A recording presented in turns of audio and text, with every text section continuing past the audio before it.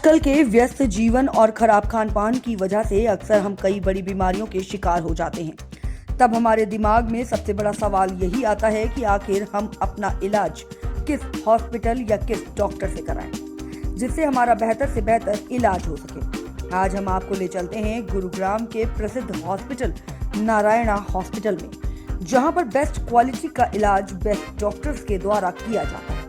Narayana hospital बहुत ही famous hospital है। जब हमने हॉस्पिटल की सीनियर सलाहकार और क्लिनिकल लीड बाल चिकित्सा, गैस्ट्रोएंटरोलॉजी और transplant hepatology doctor Shivani Deswal से बातचीत की तो उन्होंने बच्चों में होने वाली समस्याओं को साझा करते हुए कई महत्वपूर्ण जानकारी दी और परिवार को भी सलाह दी। आइए सुनाते हैं इस खास रिपोर्ट में। महिलाओं से लेकर बच्चों में कई समस्याएं देखी जा रही हैं और आजकल तो बीमारियों का महिलाओं और बच्चों में अंबार लगा हुआ है। इसी को लेकर हम बातचीत करने आए हैं गुड़गांव के नारायणा हॉस्पिटल में और हमारे साथ डॉक्टर शिवानी मौजूद हैं और डॉक्टर शिवानी बच्चों की स्पेशलिस्ट हैं और हमारे साथ बातचीत करें। मैम, क्या कुछ कहेंगी? बच्चों की स्पेशलिस्ट हैं, आजकल कई समस्याएं बच्चों में देखी जा रही हैं। सबसे पहले तो मैं बच्चों के बारे में बातचीत करूंगा कि बच्चों में कई समस्याएं देखी जा रही हैं, उस पर क्या कुछ कहेंगे? नमस्कार, मैं डॉक्टर शिवानी हूँ। मैं बच्चों की गैस्ट्रो और लिवर स्पेशलिस्ट हूँ। तो बेसिकली बच्चों की आजकल जैसे गट हेल्थ के बारे में बहुत बात करी जा रही है। तो गट हेल्थ होता है बच्चे के फूड पाइप से लेके उसकी आंतों का सिस्टम के बारे में बात करना। तो आजकल देखा गया है कि बच्चों की गट हेल्थ बहुत ख़राब हो रही है। इसका एक मेजर कारण है वेस्टर्नाइजेशन ऑफ डाइट, जिसको हम कहते हैं। और दूसरा, बच्चों की जो मेजर 5 मिस्टेक्स मुझे लगता है मदर्स करती हैं आजकल, कि मिल्क का इंटेक पे बहुत ज़्यादा फोकस रहता है। दूसरा, उनको फोर्स फीडिंग करते हैं, उनके टाइमिंग्स नहीं मैच करते हैं, फिक्स्ड मील्स टाइम। उनके पानी का इंटेक हम देखते नहीं हैं कि कैसा ले रहे हैं बच्चे। तो उनको ये जो लाइफस्टाइल रिलेटेड प्रॉब्लम्स हैं, गट रिलेटेड, कॉन्स्टिपेशन हो गया, इरिटेबल बॉवल हो गया, इवन ओवरवेट हो गए बच्चे और फैटी लिवर हो गया, तो ये सारी प्रॉब्लम्स बच्चों में अब बढ़ रही हैं। और वेस्टर्नाइजेशन डाइट में हम ये भी देख रहे हैं कि हमारी कंट्री में IBD का भी इंसिडेंस बच्चों में बढ़ रहा है अब। तो इसके लिए क्या कुछ करना चाहिए बच्चों की माँ को या बच्चों के लिए? देखिए, मोस्ट इम्पॉर्टेंट मैं कहती हूँ हमेशा, we are what we eat. तो अगर हम खाना संतुलित खाएंगे और सही टाइम से उनकी फिजिकल एक्टिविटी रखेंगे, उनका स्लीप पैटर्न रखेंगे, उनका स्क्रीन टाइम रिस्ट्रिक्ट रखेंगे, तो हमारे बच्चे मेंटली और गट वाइज दोनों हेल्दी रहेंगे। अगर किसी महिला को एसिडिटी की समस्या है, उसके लिए क्या कुछ करना पड़ेगा? देखिए, महिलाओं में एसिडिटी के मल्टीपल कारण हो सकते हैं। डेफिनेटली उनको एक गैस्ट्रोएंटरोलॉजिस्ट को कंसल्ट करना चाहिए और ओवर द काउंटर दवाई लेके नहीं खानी चाहिए। जब गैस्ट्रोएंटरोलॉजिस्ट देखते हैं तो हम एक होलसम तरीके से देखते हैं। पहले हम सिम्टम्स देखते हैं कि उनको कोई रिफ्लक्स के सिम्टम्स हैं या वॉमिटिंग्स हैं या उनको कॉन्स्टिपेशन है या डायरिया है, तो सिम्टम्स देखते हैं। फिर हम फिजिकली एग्जामिन करते हैं फीमेल को कि कोई लेडीज़ में कोई अनीमिया तो नहीं है, खून की कमी तो नहीं है, कोई पेट में कोई लंप तो नहीं है, कोई लिवर बड़ा तो नहीं हुआ है। जब हम या गॉल ब्लैडर में कोई पत्थर के शक तो नहीं आ रहा है एग्जामिनेशन पे, फिर हम एक बेसिक इन्वेस्टिगेशंस करते हैं कि अल्ट्रासाउंड की ज़रूरत है तो अल्ट्रासाउंड करेंगे, अनीमिया के लिए ब्लड टेस्ट की कोई ज़रूरत है, गेहूं की एलर्जी को रूल आउट करने के लिए ज़रूरत है तो वो करेंगे। अगर एंडोस्कोपी की ज़रूरत है तो H. पाइलोरी बैक्टीरिया या रिफ्लक्स इश्यूज देखने के लिए हम एंडोस्कोपी करते हैं।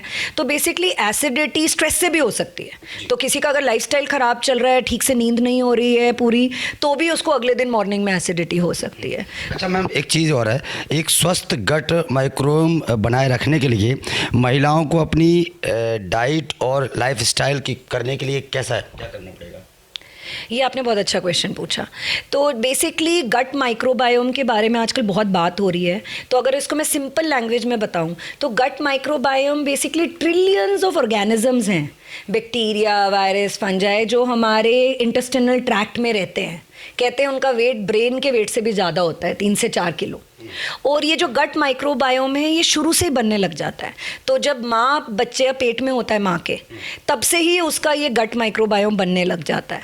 साथ में फिर माँ क्या खाना खाती हैं, फिर बच्चा पहले 5 साल में क्या खाना खाता है, एंटीबायोटिक यूज़ उसमें ज़्यादा होती है या नहीं, इन सब से उसका गट माइक्रोबायोम इफेक्ट होता है। और फिर जो 20-30% रह जाता है गट माइक्रोबायोम, वो डाइट से हम उसको रेगुलेट कर सकते हैं। तो बेसिकली अगर हमारे डाइट में हेल्दी बैक्टीरिया चाहिए हमको अपनी गट में, तो हमको उनको जो खाना पसंद है वो देना पड़ेगा। तो जो उनका खाना पसंद है that is fruits and vegetables. तो फ्रूट्स, वेजिटेबल्स, प्रोसेस्ड फूड जितना कम हो हमारी बॉडी में जाए, पानी की क्वांटिटी अच्छी रहे, एंड प्रोटीन हम खाएं, तो प्रोबायोटिक रिच फूड्स खाएं। तो इससे जो हमारे हेल्दी बैक्टीरिया हमारे बॉडी में, एंटीबायोटिक का यूज़ ना करें, जितना अवॉइड हो सके करें, तो इससे हमारी बॉडी के हेल्दी बैक्टीरिया बढ़ते हैं। और फिजिकल एक्टिविटी, स्लीप और स्ट्रेस का कहीं ना कहीं हर जगह रोल है।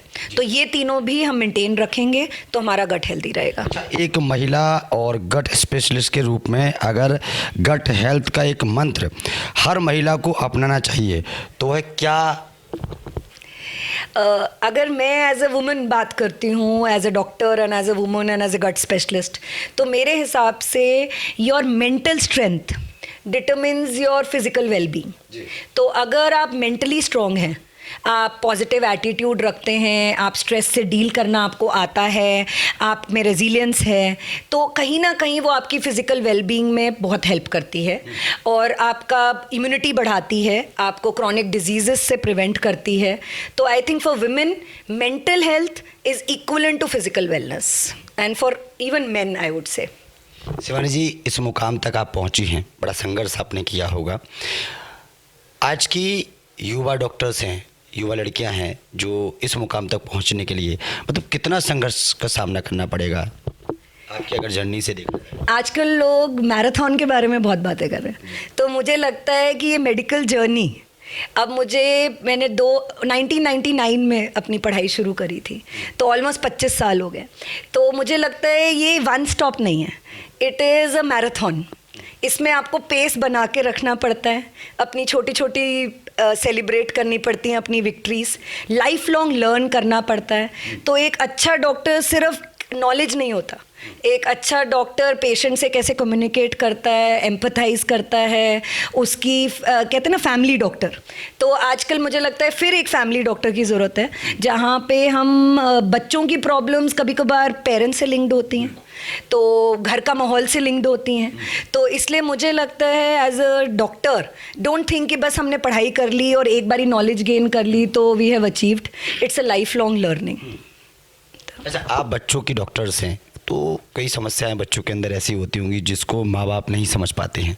जब आप समझते होंगे तो आपको उनकी माँ की तरह उनको ट्रीट करना पड़ता होगा।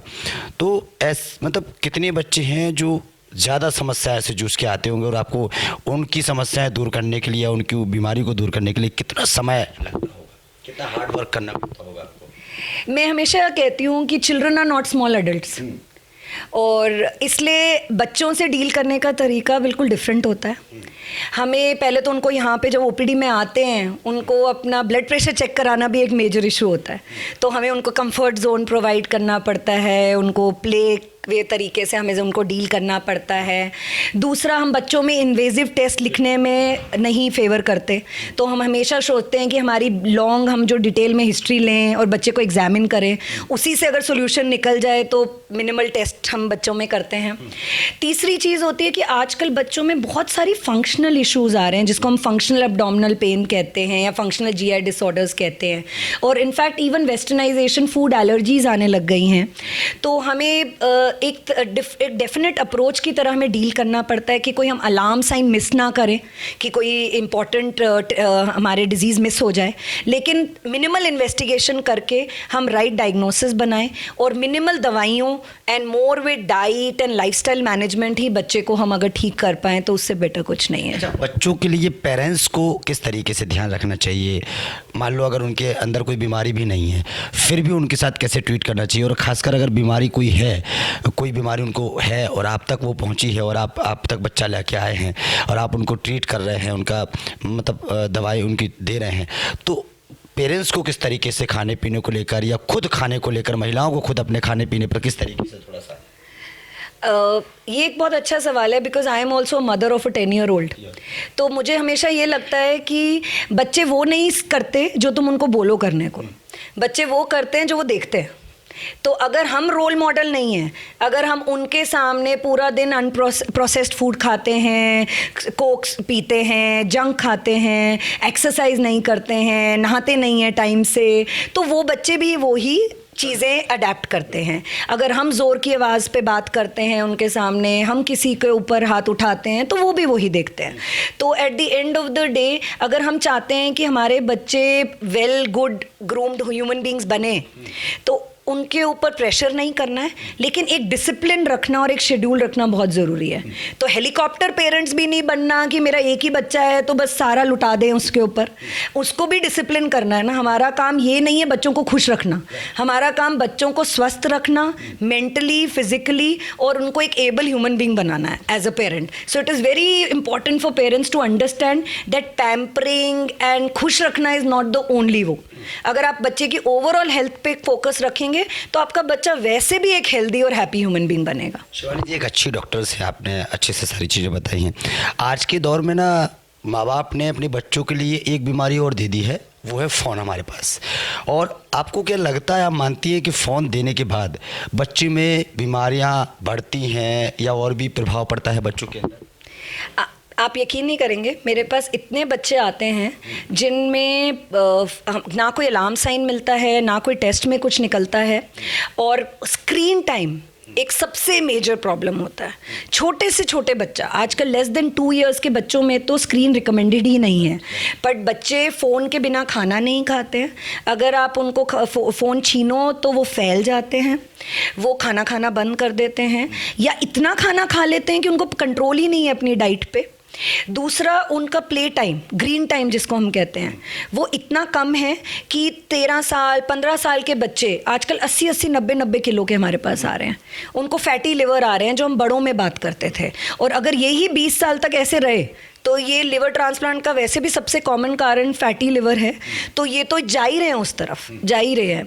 तो हमारे लिए बहुत इम्पॉर्टेंट है कि हम अंडरस्टैंड करें कि स्कूलों में जो हम लैपटॉप पे कर रहे हैं या जो हम स्क्रीन पे काम कर रहे हैं वो एक अलग चीज़ है, लेकिन एक्स्ट्रा स्क्रीन टाइम और ऊपर से वाइल्ड गेम्स देखना, जो ये वीडियो गेम्स, उसकी वजह से बच्चों को रात को नींद नहीं आ रही है, बच्चों को टेरर्स आ रहे हैं, डर लग रहा है, बच्चे कांपते हैं। तो हमारे पास इतनी वेराइटी ऑफ प्रॉब्लम से आते हैं, सरदर्द के साथ आते हैं, तो this is all related to screen definitely. Family को किस तरीके से बच्चों को फ़ोन से दूर रखना चाहिए? Again rules and discipline.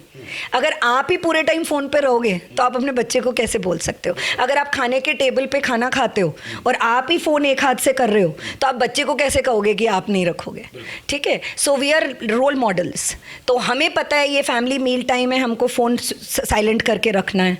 हमको पता है कि ये रात का सोने का टाइम आ गया, 1 घंटे पहले टीवी बंद करना है।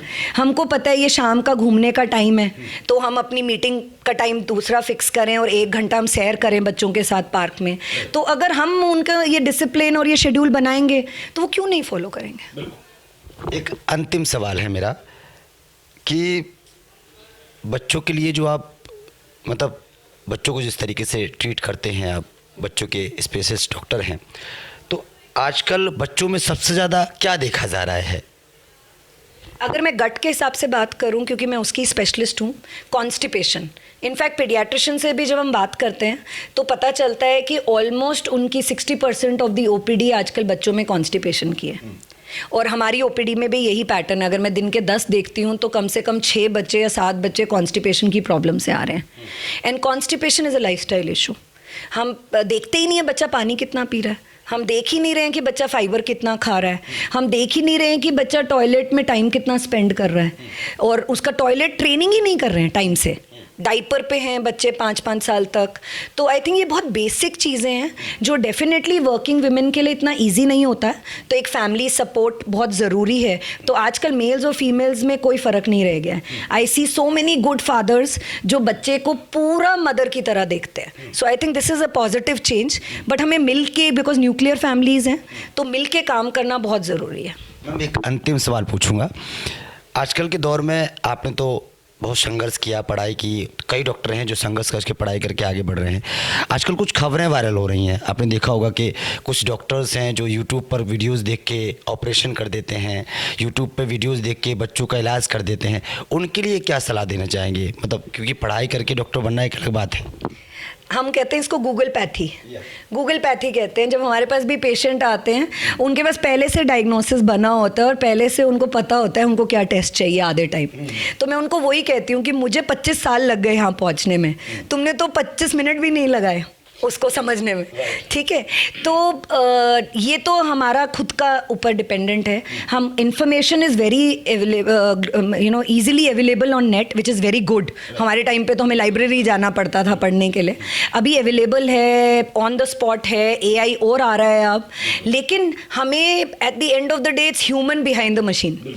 तो एक ह्यूमन को अपना ब्रेन यूज़ करना कि मैं सही सोर्स से, तो जैसे हम मेडिकल लिटरेचर में कहते हैं कि हम पबमेड सोर्स से ले रहे हैं या गूगल स्कॉलर से ले रहे हैं, हम clinicaltrials.com से ले रहे हैं इंफॉर्मेशन। तो ऐसे ही एक as a general layman also आप लोगों को पता होना चाहिए कि गूगल पे तो क्लिक करते ही 50,000 चीज़ें आती हैं, उसमें से सही इंफॉर्मेशन की जगह कहाँ से है, कहाँ से क्लिक करिए एंड डेफिनेटली पढ़िए, क्यों ना पढ़िए। It's always nice to have intelligent patients also. चलिए, बहुत बहुत शुक्रिया मैम हमसे बात करने के लिए। डॉक्टर शिवानी हमारे साथ जुड़ी हुई थी, लगातार कई मुद्दों पर उन्होंने जानकारी दी। खासकर बात की जाए तो बच्चों को लेकर, क्योंकि बच्चे बहुत सॉफ्ट होते हैं और उनका प्रॉपर्ली ध्यान रखना बहुत ज़रूरी होता है। और जिस तरीके से डॉक्टर शिवानी बच्चों की स्पेशलिस्ट हैं और लगातार दिन भर में कई पेशेंट ऐसे हैं जो ज़्यादातर बच्चे ही आते हैं और उनको कैसे वो ट्रीट करती हैं।